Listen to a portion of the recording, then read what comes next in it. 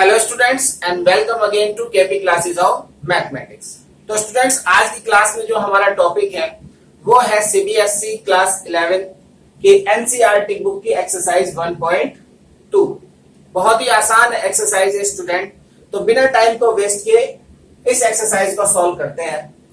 देखिए स्टूडेंट, इस एक्सरसाइज को सॉल्व करने से पहले इसके कुछ बेसिक कंसेप्ट है, उसको हमें ध्यान से समझना पड़ेगा।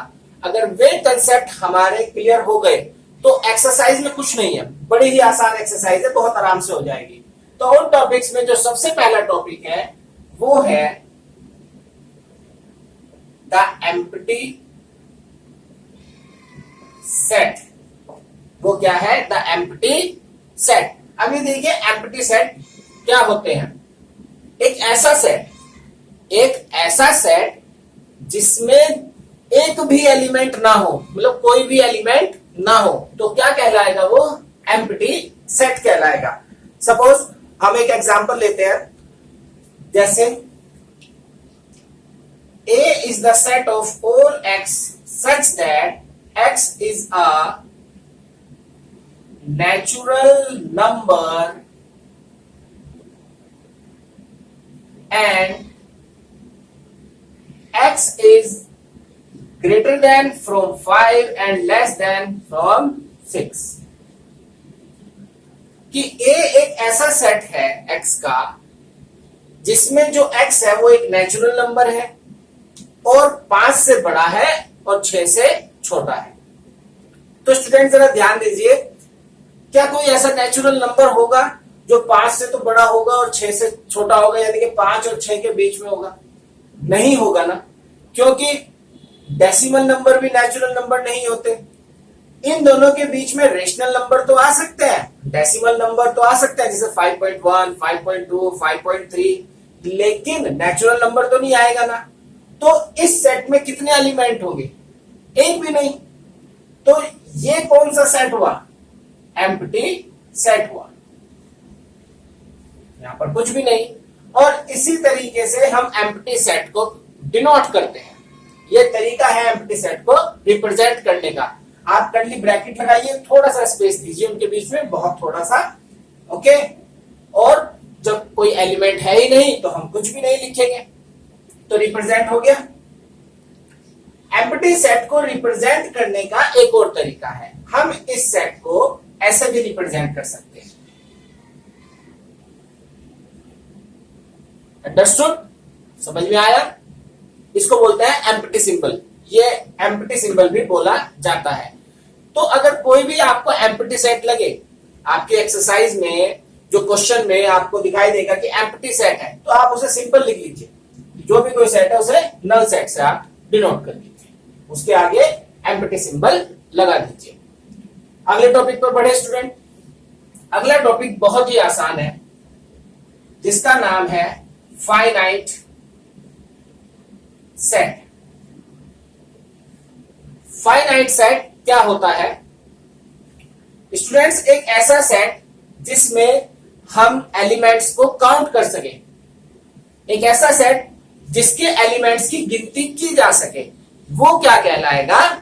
फाइनाइट सेट कहलाएगा। जैसे मैं एक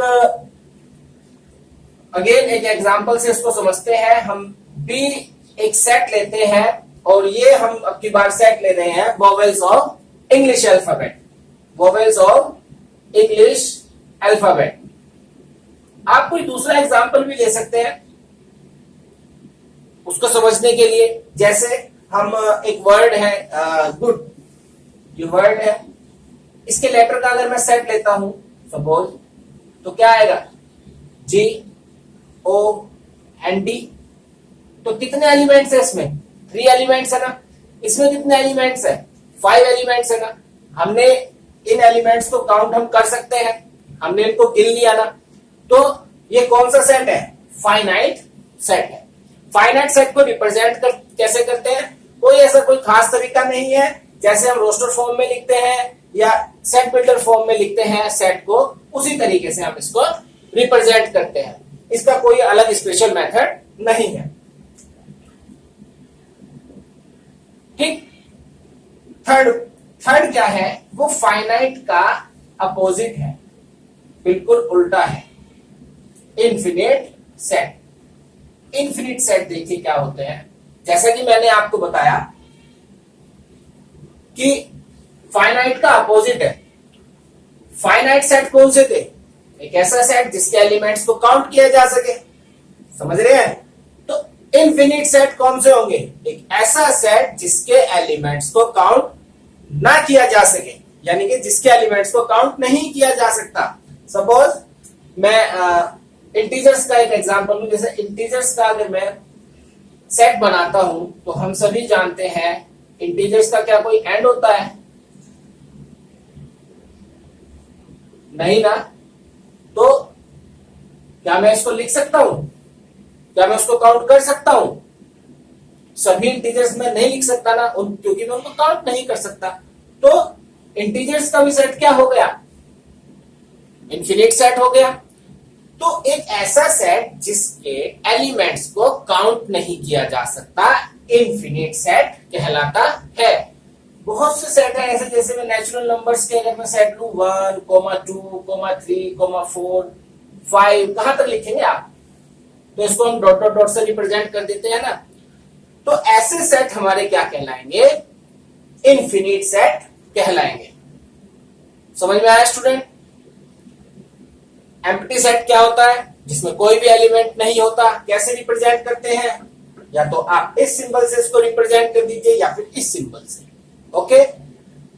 फाइनाइट सेट क्या होता है? एक ऐसा सेट जिसके एलिमेंट्स को काउंट किया जा सके, जिनके एलिमेंट्स की काउंटिंग हो सके। Okay, finite set. Infinite set, infinite जो सेट है, एक ऐसा सेट जिसके एलिमेंट्स की काउंटिंग पॉसिबल ही ना हो, विद बहुत ज्यादा हो। जैसे नंबर्स की अगर हम बात करें, natural number 1, 2, 3, 4, 5 and so on, ठीक है। नेचुरल नंबर का कोई अंत ही नहीं है, हम उनको काउंट ही नहीं कर सकते। आप कोई भी नंबर बोलो उसमें +1 कर दो, उसका नेक्स्ट आ जाएगा। तो ऐसे सेट क्या कहलाएंगे? इनफिनिट सेट कहलाएंगे। अब एक और सेट है, उसको चलिए समझते हैं।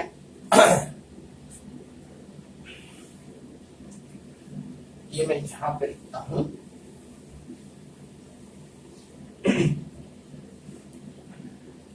स्टूडेंट, जो फोर्थ सेट है वो है इक्वल सेट। नाम से ही देखो पता लग रहा है कि इक्वल सेट, यानी कि दो ऐसे सेट जिनके एलिमेंट्स बिल्कुल वही हो, बिल्कुल सेम हो। जैसे मैं एक सेट मैंने लिया, सपोज नेचुरल नंबर्स ही ले लिए, बड़ा आसान है इनको समझना। 1, 2, 3, 4 मैंने नेचुरल नंबर्स लिए जो 6 से क्या है? स्मॉल है। लिख लिए, ठीक है। अब मेरे पास एक दूसरा सेट है B, और इसमें मैं पॉजिटिव इंटीजर लिख रहा हूं, जो कि क्या है? 6 से छोटे हो। तो उनमें भी क्या आएंगे? यही एलिमेंट्स आएंगे ना। तो अब आप ये सेट देखिए, दोनों सेट, ठीक है। इन दोनों में एलिमेंट्स को आप देखिए बिल्कुल सेम है ना, एक जैसे हैं। और काउंटिंग में भी देखिए तो इसमें कितने हैं? 5 एलिमेंट। इसमें भी कितने हैं? 5 एलिमेंट है। तो ये दोनों क्या होंगे? इक्वल सेट होंगे। और इक्वल सेट को कैसे डिनोट करते हैं? A equal to B। दो चीजों को इक्वल कैसे बताते हैं मैथमेटिकली? दोनों के बीच में इक्वल टू का साइन लगाते हैं। तो कर दिया ना हमने इसको रिप्रेजेंट। समझ में आया स्टूडेंट?